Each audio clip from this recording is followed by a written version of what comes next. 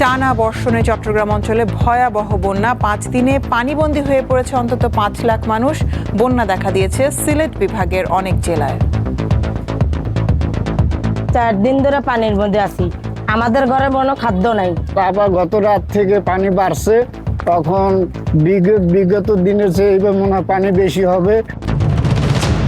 স্বাস্থ্যসেবায় আস্থা ফিরিয়ে আনতে চিকিৎসকদের আন্তরিকভাবে কাজ করার আহ্বান প্রধানমন্ত্রীর। বিশেষজ্ঞদের প্রান্তিক পর্যায়ে সেবা দেওয়ার আহ্বান। সরকারি পর্যায়ে আরও 25,000 মিডওয়াইফ নিয়োগের পরিকল্পনা নিয়েছি, যাতে করে দক্ষ প্রসব সেবা এবং নবজাতকের মানসম্মত পরিচর্যা নিশ্চিত এবং নিরাপদ করা যায়। দেশে পুলিশ হেফাজতে মৃত্যু নিয়ে উঠছে নানা প্রশ্ন। বাধ্যতামূলক ময়না তদন্ত চান মানবাধিকার কর্মীরা। নির্যাতনে মারা গেলে জড়িতদের শাস্তি নিশ্চিতের দাবি। আপনাদের কাছে আমি মাপ চাই, আপনারা ওরে ছেড়ে দেন। ও ভালো ছেলে, ও খারাপ ছেলে না, ওর জীবনটা নষ্ট করবেন না। রাষ্ট্রের অর্গানের কাছে যদি কেউ মৃত্যু হয়, রাষ্ট্র তাকে সে দায়টা নিতে হবে এবং যে অভিযুক্ত ব্যক্তি তাকে শাস্তির বিধানের যেখানে তাকে আইনে সোপর্দ করতে হবে। দেশের বিশ্ববিদ্যালয়গুলোকে অতি রাজনীতিকরণ করা হচ্ছে বলে অভিযোগ বিশিষ্টজনদের। জানালেন শিক্ষা ব্যবস্থায় আমূল সংস্কার প্রয়োজন। জাপানের দক্ষিণাঞ্চলীয় দ্বীপপুঞ্জে আঘাত হেনেছে শক্তিশালী টাইফুন বাভি। তাইওয়ানকে পাশ কাটিয়ে টাইফুনটি এবার ধেয়ে আসছে চীনের দিকে।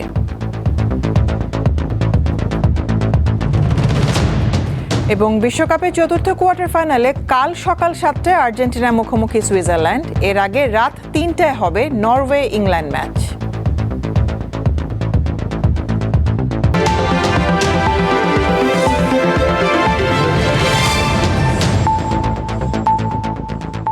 সংবাদে এছাড়াও থাকছে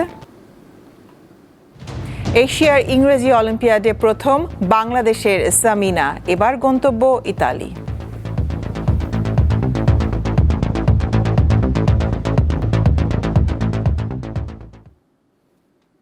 চট্টগ্রাম অঞ্চলের সব নদীর পানি বিপদ সীমার উপর দিয়ে বইছে। গত 5 দিনে পানিবন্দী হয়ে পড়েছে অন্তত 5 লাখ মানুষ। জেলায় বন্যা পরিস্থিতি মোকাবেলায় সেনা মোতায়েন করা হয়েছে। এছাড়া সিলেট বিভাগেরও অনেক জেলায় দেখা দিয়েছে বন্যা। টানা ভারী বর্ষণে সৃষ্ট বন্যায় গত 7 দিন ধরে দুর্বিষহ জীবন পার করছেন কক্সবাজারের প্রায় 5 লাখ মানুষ। এ পর্যন্ত জেলায় পানিতে ডুবে ও পাহাড় ধসে মৃত্যু হয়েছে 26 জনের।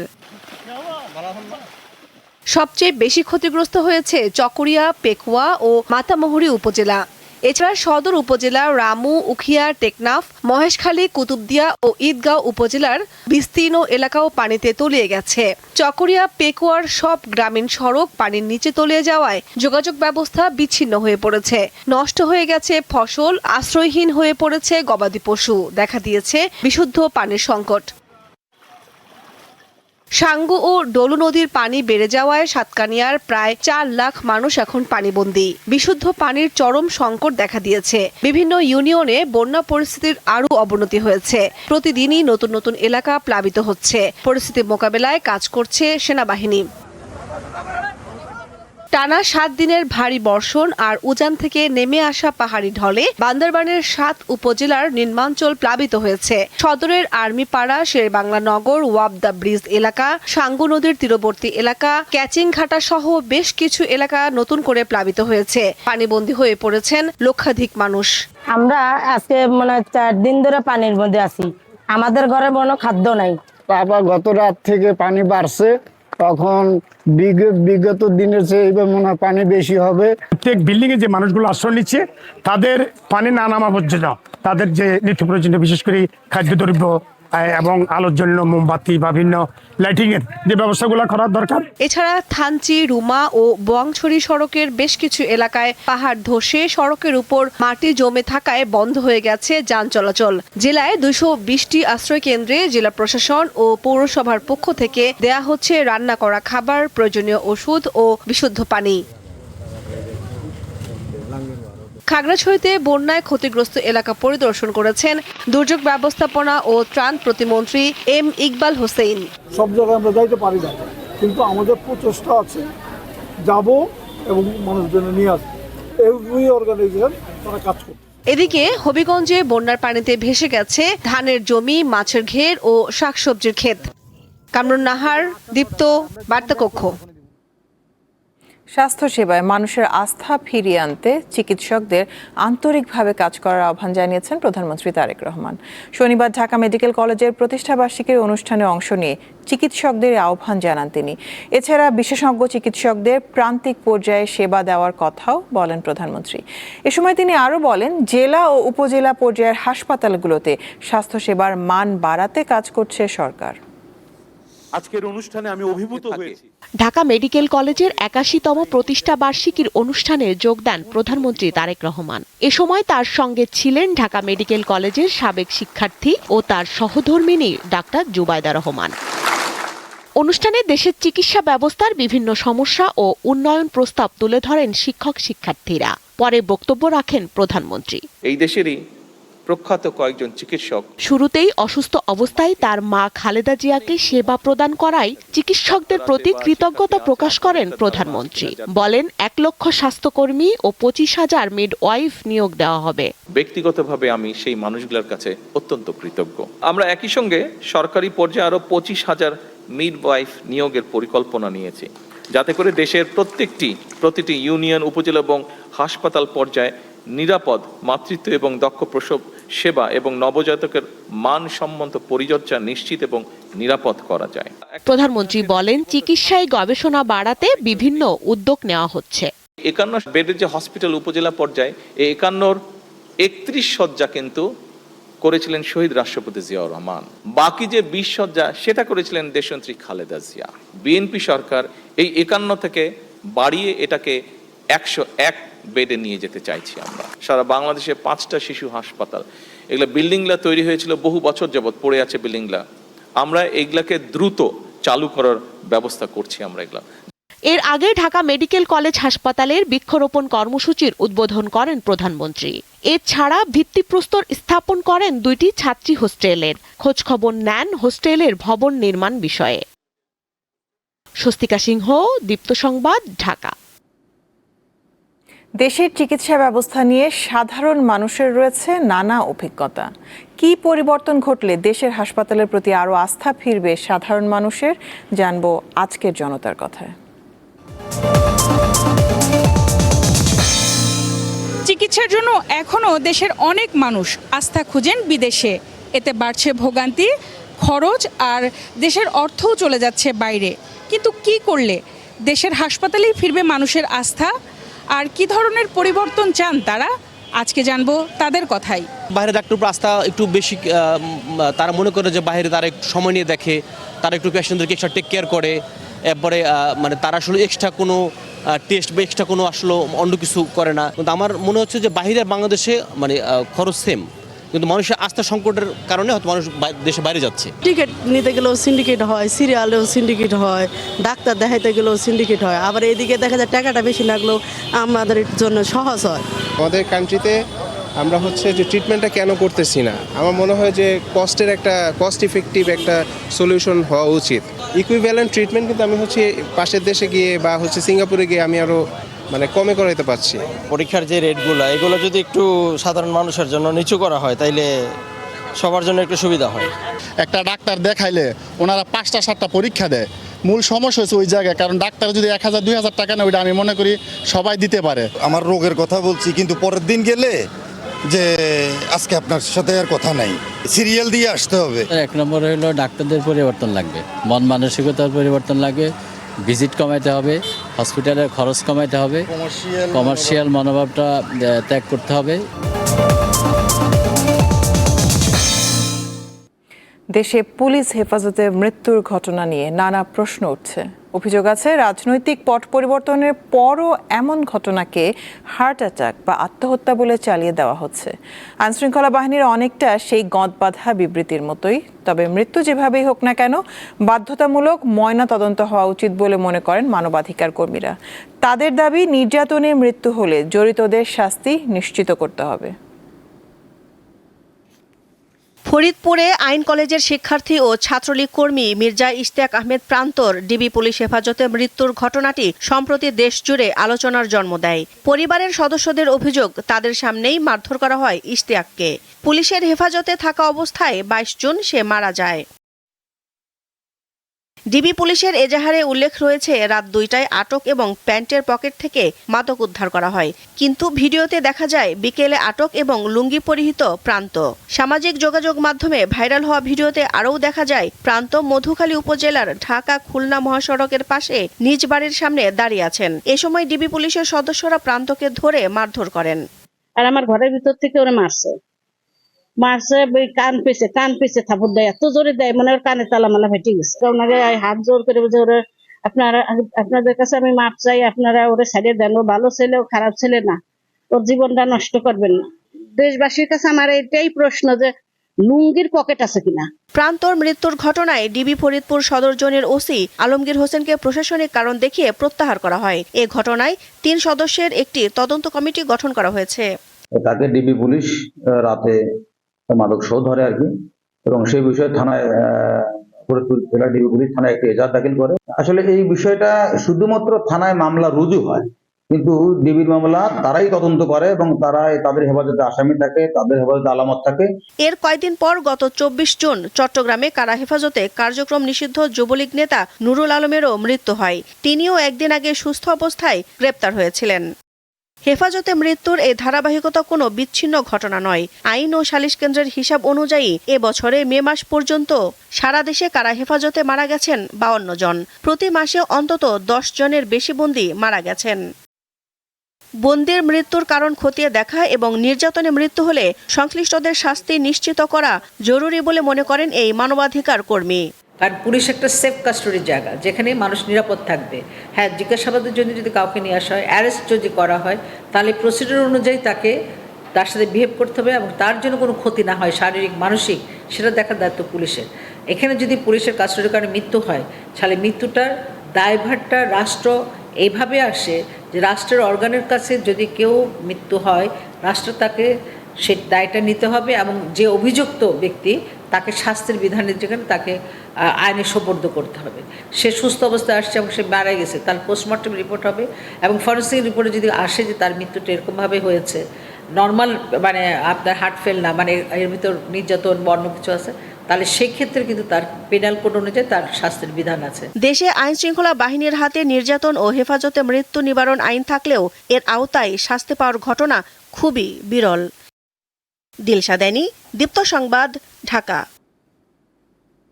গণ অভ্যুত্থানের চেতনা ও জন আকাঙ্ক্ষার বাস্তবায়নের পরিবর্তে দেশের বিশ্ববিদ্যালয়গুলোকে অতি রাজনীতিকরণ করা হচ্ছে বলে অভিযোগ বিশিষ্টজনদের। বলেন, দীর্ঘদিন ধরে দেশের শিক্ষা ব্যবস্থাকে ধ্বংসের দিকে ঠেলে দেওয়া হয়েছে, তাই সংযোজন বা পরিমার্জন নয়, এই খাতের আমূল সংস্কার প্রয়োজন। জ্ঞান ও দক্ষতার সঙ্গে নৈতিকতা। জাতীয় প্রেস ক্লাবে শনিবার বিকেলে জুলাই বিপ্লব উত্তর শিক্ষা সংস্কার ও ভবিষ্যৎ রূপরেখা শীর্ষক আলোচনার আয়োজন করে আদর্শ শিক্ষক ফেডারেশন। মানুষ তৈরি করাই শিক্ষার লক্ষ্য। সেমিনারে অংশ নেন শিক্ষাবিদ, জুলাই শহীদদের পরিবারের স্বজন এবং বিভিন্ন বিশ্ববিদ্যালয়ের শিক্ষক সহ অনেকে। এ সময় বক্তাদের আলোচনায় উঠে আসে দেশের প্রচলিত শিক্ষা ব্যবস্থার সীমাবদ্ধতা সহ নানা দিক। আমার বাংলাদেশের হাজার হাজার মেধাগুলো পাচার হয়ে গেছে, সেটা নিয়ে এই দেশের একজন রাজনীতিবিদ কথা তোলে না। প্রত্যেকটা জায়গায় আবার কোটার ভিত্তিতে পুলিশ, আবার কোটার ভিত্তিতে ভাইস চ্যান্সেলর, আবার কোটার ভিত্তিতে প্রশাসক, আবার কোটার ভিত্তিতে প্রত্যেকটা জায়গায় বাংলাদেশকে কোটার রাজ্যে এটাকে গদ্যময় করে ফেলা হয়েছে। বিচার হওয়াটা খুবই জরুরি। আমরা যদি বিচার না করতে পারি আমাদের শহীদদের, তাহলে আমরা একটা সংস্কার মুক্ত বা বৈষম্যহীন ন্যায় বিচার আমরা প্রতিষ্ঠা করতে পারবো না। শিক্ষা ব্যবস্থার যে বস্তা পচা আমরা যে কালচার দেখতে পাচ্ছি, সেটাকে আমরা সমূলে উৎপাদন করে আমরা নতুন শিক্ষা ব্যবস্থা নতুনভাবে আমরা শুরু করবো ইনশাআল্লাহ। ন্যায্য, সাম্য ও মানবিক মূল্যবোধ সম্পূর্ণ রাষ্ট্র গঠনে শিক্ষক সমাজের দায়িত্ব অত্যন্ত গুরুত্বপূর্ণ উল্লেখ করে শিক্ষকদের দলীয় রাজনীতির ঊর্ধ্বে উঠে শিক্ষার মান উন্নয়নে ভূমিকা রাখার আহ্বান জানান বক্তারা। আমাদের প্রাথমিক লেভেলে, মাধ্যমিক লেভেলে শিক্ষা ব্যবস্থার মান কাঙ্ক্ষিত নয়। শিক্ষকদের মধ্যে যে রাজনীতিকরণ, এখান থেকে আমাদের বেরিয়ে আসা কর্তব্য। শিক্ষক নিয়োগ এবং ভিসি নিয়োগে দলীয়করণের ঊর্ধ্বে রাষ্ট্র এখনো উঠতে পারে নাই, এটা আমাদের জন্য একটা দুর্ভাগ্য। সেমিনারে বিভিন্ন বিশ্ববিদ্যালয়ের শিক্ষক ও শিক্ষাবিদরা শিক্ষা ব্যবস্থার সংস্কার নিয়ে নিজ নিজ মতামত তুলে ধরেন। বললাম যে এই শিক্ষা ব্যবস্থাটা টোটালি ড্যামেজ। নূর আলম, দীপ্ত সংবাদ, ঢাকা। জাতীয় সংসদের স্পিকার হাফিজউদ্দিন আহমেদ বলেছেন, মহান মুক্তিযুদ্ধের ঘোষণা দিয়েছিলেন শহীদ প্রেসিডেন্ট জিয়াউর রহমান, আর যুদ্ধে নেতৃত্ব দেয় ইস্ট বেঙ্গল রেজিমেন্ট। দুপুরে রাজধানীতে এক আলোচনা সভায় তিনি এই কথা বলেন। আর মুক্তিযুদ্ধ বিষয়ক মন্ত্রী বলেছেন, মুক্তিযুদ্ধ বিরোধীদের দায় স্বীকার করে ক্ষমা চাইতে হবে।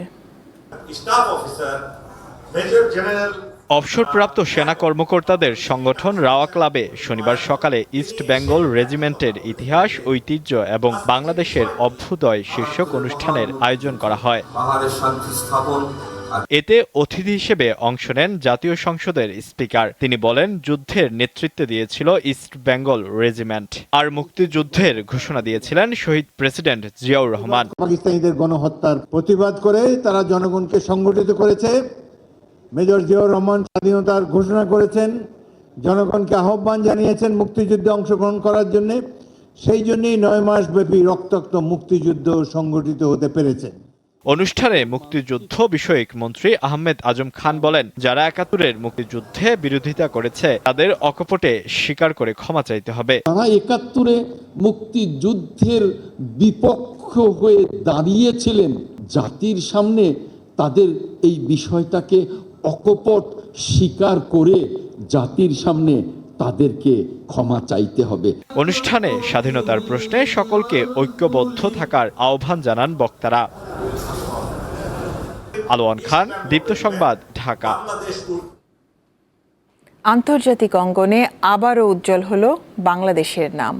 গাজীপুরের কালিয়াকৈরে দ্বিতীয় শ্রেণীর শিক্ষার্থী সামিনা নূর তাজ ইংরেজি ভাষার আন্তর্জাতিক প্রতিযোগিতা হিপ্পো আন্তর্জাতিক ইংরেজি অলিম্পিয়াডে এশিয়া আঞ্চলিক পর্বে প্রথম স্থান অর্জন করেছে। এই কৃতিত্বের মাধ্যমে সে যোগ্যতা অর্জন করেছে ইতালিতে হতে যাওয়া বিশ্ব পর্বে অংশ নেয়ার। My feeling is very good after winning the worldwide championship, and I'm so happy that I won and I couldn't even believe it. মাত্র দ্বিতীয় শ্রেণীর শিক্ষার্থীর মুখে এমন অনর্গল ইংরেজি ভাষায় কথা বলার দক্ষতা অবাক করে অনেককেই। তার সেই দক্ষতাই এনে দিয়েছে দেশের জন্য অনন্য এক অর্জন। গাজীপুরের কালিয়াকৈরের আফাজউদ্দিন মেমোরিয়াল স্কুল অ্যান্ড কলেজের দ্বিতীয় শ্রেণীর শিক্ষার্থী সামিনা গত 3 জুলাই থাইল্যান্ডে অনুষ্ঠিত এশিয়া মহাদেশীয় অঞ্চলের ইংরেজি অলিম্পিয়াড প্রতিযোগিতায় সে প্রথম স্থান অধিকারের গৌরব অর্জন করে। ভবিষ্যতে নিজেকে মানব সেবায় নিয়োজিত করতে চায় Samina. When I get older, I really want to travel and experience how humanity is, and I want to communicate with people from all over the world. শিক্ষা জীবনের শুরু থেকেই ইংরেজি ভাষার প্রতি গভীর অনুরাগী এই ক্ষুদে জিনিয়াস। তার এই পথ চলায় মা বাবা ও শিক্ষকদের অবদান কম নয়। আমাদের এশিয়া মহাদেশেও প্রথম হয়েছে, ও এশিয়ার পক্ষ থেকে ইতালিতে এসে আমাদের এশিয়া মহাদেশের পক্ষ হয়ে লড়বে। আশা করি ইনশাআল্লাহ আল্লাহর রহমতে বিজয়ী হবে, এটা আমাদের প্রত্যাশা। মেয়েকে নিয়ে আমার কথা হলো যে ওকে আমি যতটুকু সাপোর্ট দেয়া সব দিক দিয়ে আমি দিব। তারপরে ওর ইচ্ছা, ও যেদিকে যেতে চায় আমি ওকে ওই দিকেই মুভ করাবো। গত 7 জুলাই সামিনা নূর তাজকে সংবর্ধনা দেয় স্কুল কর্তৃপক্ষ। ও যতদিন লেখাপড়া করবে আমার এখানে, এটা তো আমি ওর ফ্রি অফ কস্ট। আর ও যতদিন লেখাপড়া করে, বাংলাদেশে লেখাপড়া করতে গেলে ওর পিছনে যত বাইক দরকার আফাজউদ্দিন পরিবার করবে। বিশ্বের বিভিন্ন দেশে শিক্ষার্থীদের অংশগ্রহণে হিপ্পো আন্তর্জাতিক ইংরেজি অলিম্পিয়াডে ব্যাকরণের পাশাপাশি পাঠ অনুধাবন, ভাষার সঠিক ব্যবহার এবং যোগাযোগ দক্ষতা মূল্যায়ন করা হয়। বয়সভিত্তিক এই প্রতিযোগিতার জাতীয় ও আঞ্চলিক পর্বের সফলরাই বিশ্ব পর্যায়ে অংশ নেওয়ার সুযোগ পান। সেই ধারাবাহিকতায় আগামী 28 সেপ্টেম্বর থেকে 3 অক্টোবর পর্যন্ত ইতালিতে হতে যাওয়া বিশ্ব পর্যায়ের প্রতিযোগিতায় অংশগ্রহণ করবে সামিনা নূর তাজ। Thank you. সঞ্জিদা স্নিগ্ধা, দীপ্ত, বার্তা কক্ষ। ফরিদপুরের ভাঙ্গায় ঢাকা খুলনা মহাসড়কে বিকল হয়ে দাঁড়িয়ে থাকা একটি পিকআপে যাত্রীবাহী বাসের ধাক্কায় অন্তত 5 জন নিহত হয়েছেন। এই ঘটনায় আহত হয়েছেন কয়েকজন। দুর্ঘটনার পর বিক্ষুব্ধ জনতা বাসটিতে আগুন ধরিয়ে দেয়। রাত 8টার দিকে ভাঙ্গা উপজেলার সোয়াদি এলাকায় এই মর্মান্তিক দুর্ঘটনা ঘটে। পুলিশ জানায়, ঢাকা থেকে খুলনাগামী নড়াইল এক্সপ্রেসের একটি যাত্রীবাহী বাস সোয়াদি এলাকায় পৌঁছালে সড়কে বিকল হয়ে দাঁড়িয়ে থাকা একটি পিকআপের সঙ্গে সজোরে ধাক্কা লাগে। এতে ঘটনাস্থলেই 5 জন মারা যান।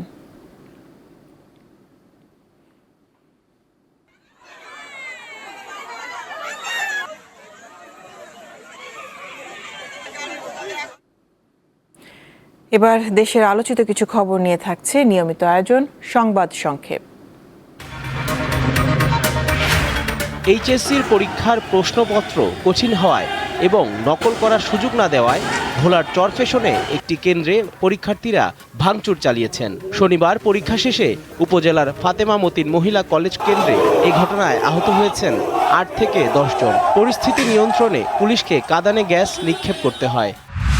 টানা 5 দিন বন্ধ থাকার পর রবিবার থেকে চট্টগ্রাম কক্সবাজার রুটে ট্রেন চলাচল শুরু হচ্ছে। ভারী বর্ষণের কারণে 5 দিন ধরে চট্টগ্রাম নগরের শমশেরপাড়া এলাকায় রেলপথ ডুবে ছিল। শনিবার বিকেলে রেল লাইন থেকে পানি সরে যেতে শুরু করায় ট্রেন চালুর সিদ্ধান্ত নিয়েছে রেলওয়ে। 18 দিন পর দ্বিতীয়বারের মতো খোলা হলো সিলেটের হজরত শাহজালাল রহমতুল্লাহ আলাইয়ের মাজারের দান বাক্স। শনিবার দান বাক্স থেকে 47,10,000 টাকা পাওয়া গেছে। পাশাপাশি পাওয়া গেছে বিভিন্ন দেশের মুদ্রা, সোনা ও রূপা। নীলফামারীর সৈয়দপুরে রেলওয়ের শতবর্ষী 33টি গাছ কেটে ফেলার উদ্যোগ নেওয়া হয়েছে। উপড়ে বা ভেঙে পড়ে যে কোনো সময় বড় ধরনের দুর্ঘটনার আশঙ্কায় গাছগুলো কাটার অনুমতি দিয়েছে বন বিভাগ। তবে এসব গাছের বদলে শহর জুড়ে 5,000 গাছের চারা লাগানোর উদ্যোগ নিয়েছে রেলওয়ে কর্তৃপক্ষ। কক্সবাজারের টেকনাফে প্রায় 300 ফুট উঁচু পাহাড় থেকে পড়ে একটি বন্য মা হাতি গুরুতর আহত হয়েছে। হাতিটির পেটের নিচে কেটে গেছে এবং পেছনের 2 পা ভেঙে গেছে। বন বিভাগের ধারণা, পাহাড়ে লতাপাতা খাওয়ার সময় হাতিটি পা পিছলে গভীর ঢালে পড়ে যায়। হাতিটিকে চিকিৎসা দেওয়া হয়েছে। আন্তর্জাতিক প্রসঙ্গ, চীনের দিকে ধেয়ে আসছে টাইফুন বাভি। নিরাপদ আশ্রয়ে সরানো হয়েছে 10 লাখের বেশি মানুষকে। প্রায় 1 কোটি মানুষের শহর ওয়েনঝুতে রবিবার ভোরে টাইফুনটি আঘাত হানতে পারে। রাষ্ট্রীয় সংবাদ মাধ্যম জানিয়েছে, জেজিয়াং প্রদেশ থেকে এরই মধ্যে 17 লাখেরও বেশি মানুষকে সরিয়ে নেওয়া হয়েছে। এছাড়া পার্শ্ববর্তী ফুজিয়ান প্রদেশ থেকে আরও 1 লাখ মানুষকে নিরাপদ আশ্রয়ে নেওয়া হয়েছে। জাপানের দক্ষিণাঞ্চলীয় সাকিশিমা দ্বীপপুঞ্জে তাণ্ডব চালিয়ে এবং তাইওয়ানকে পাশ কাটিয়ে টাইফুনটি এখন চীনের গুরুত্বপূর্ণ শহর ওয়েনঝুর দিকে এগোচ্ছে। ভেনেজুয়েলায় গত মাসে আঘাত হানা জোড়া শক্তিশালী ভূমিকম্পে নিহতের সংখ্যা 4,000 ছাড়িয়েছে। সরকারি হিসাবে এ পর্যন্ত 4,118 জন নিহত এবং 16,740 জন আহত হয়েছে। উপকূলীয় লা গুয়াইরা এলাকায় সবচেয়ে বেশি ক্ষয়ক্ষতি হয়েছে, আর হাজারো মানুষ এখনও নিখোঁজ। রিক্টার স্কেলে 7.2 এবং 7.5 মাত্রার পরপর 2টি ভূমিকম্পে বহু ভবন ধসে পড়ে। জীবিত উদ্ধারের আশা ছেড়ে দিলেও স্বজনদের মরদেহের খোঁজে এখনও ধ্বংসস্তূপের পাশে অপেক্ষা করছে অনেক পরিবার।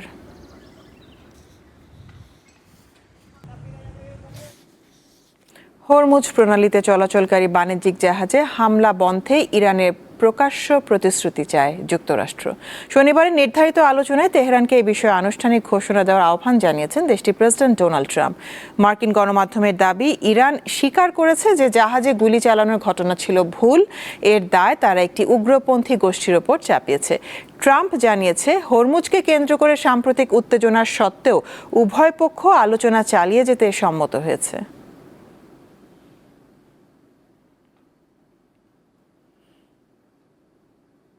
এবার বিআরবি কেবলস নিবেদিত ফিফা ওয়ার্ল্ড কাপ 2026।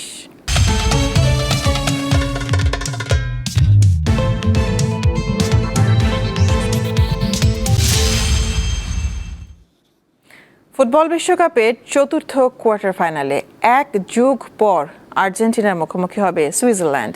যুক্তরাষ্ট্রের ফ্লোরিডার মিয়ামিতে খেলা শুরু হবে বাংলাদেশ সময় রোববার সকাল 7টায়। এদিকে আসরের তৃতীয় কোয়ার্টার ফাইনালে কঠিন চ্যালেঞ্জের মুখে জর্জরিত ইংল্যান্ড। মেগা ম্যাচে আজ রাত 3টায় নরওয়ের মুখোমুখি হবে 1966-র চ্যাম্পিয়নরা। ইংলিশ ফুটবলের জন্য ইটস কামিং হোম স্লোগানটা এখন যতটা না অনুপ্রেরণা, তার চেয়ে বেশি যেন এক দীর্ঘশ্বাসের নাম। 1966 সালে সেই সোনালী সময়ের পর কেটে গেছে 6টি দশক। প্রজন্মের পর প্রজন্ম বদলেছে, কিন্তু ইংল্যান্ডের ক্যাবিনেটে বিশ্বকাপে সেই একটি ট্রফি আজও নিঃসঙ্গ। ধূসর হয়ে আসা স্মৃতির পর প্রতিবারই বুক ভরা আশা নিয়ে বিশ্বকাপে যায় থ্রি লায়ন্স, আর ফেরে হৃদয় ভাঙার গল্প নিয়ে। এবার প্রেক্ষাপটটা বেশ আলাদা।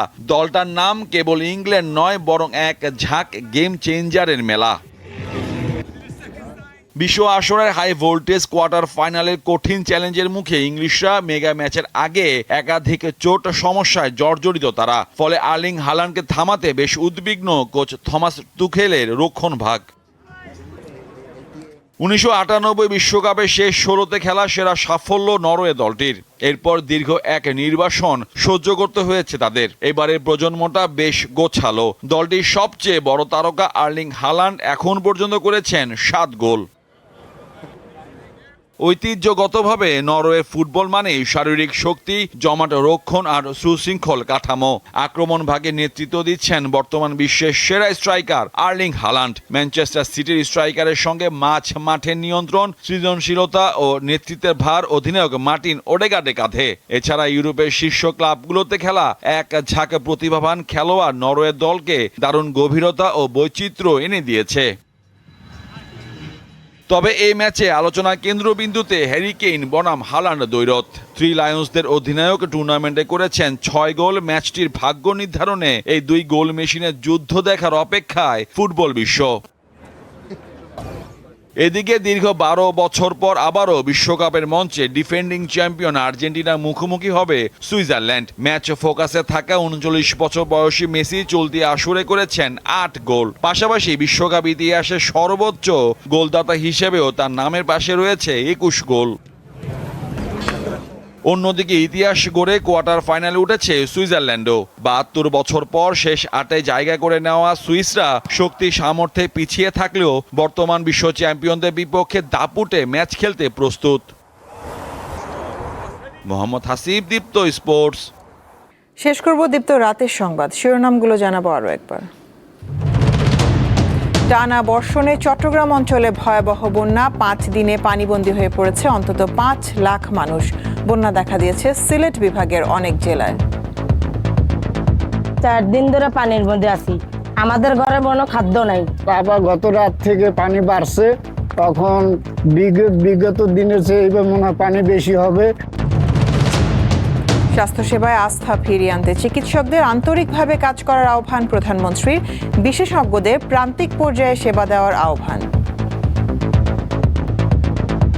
সরকারি পর্যায়ে আরও 25,000 মিডওয়াইফ নিয়োগের পরিকল্পনা নিয়েছে, যাতে করে দক্ষ প্রসব সেবা এবং নবজাতকের মানসম্মত পরিচর্যা নিশ্চিত এবং নিরাপদ করা যায়। দেশে পুলিশ হেফাজতে মৃত্যু নিয়ে উঠছে নানা প্রশ্ন। বাধ্যতামূলক ময়না তদন্ত চান মানবাধিকার কর্মীরা। নির্যাতনে মারা গেলে জড়িতদের শাস্তি নিশ্চিতের দাবি।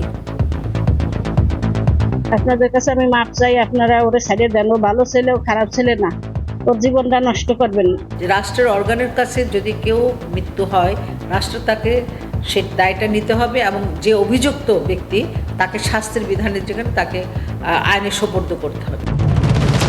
দেশের বিশ্ববিদ্যালয়গুলোকে অতি রাজনীতিকরণ করা হচ্ছে বলে অভিযোগ বিশিষ্টজনদের। জানালেন শিক্ষা ব্যবস্থার আমূল সংস্কার প্রয়োজন। জাপানের দক্ষিণাঞ্চলীয় দ্বীপপুঞ্জে আঘাত এনেছে শক্তিশালী টাইফুন বাভি। তাইওয়ানকে পাশ কাটিয়ে টাইফুনটি এবার ধেয়ে আসছে চীনের দিকে। এবং বিশ্বকাপের চতুর্থ কোয়ার্টার ফাইনালে কাল সকাল 7টায় আর্জেন্টিনার মুখোমুখি সুইজারল্যান্ড। এর আগে রাত 3টায় হবে নরওয়ে ইংল্যান্ড ম্যাচ।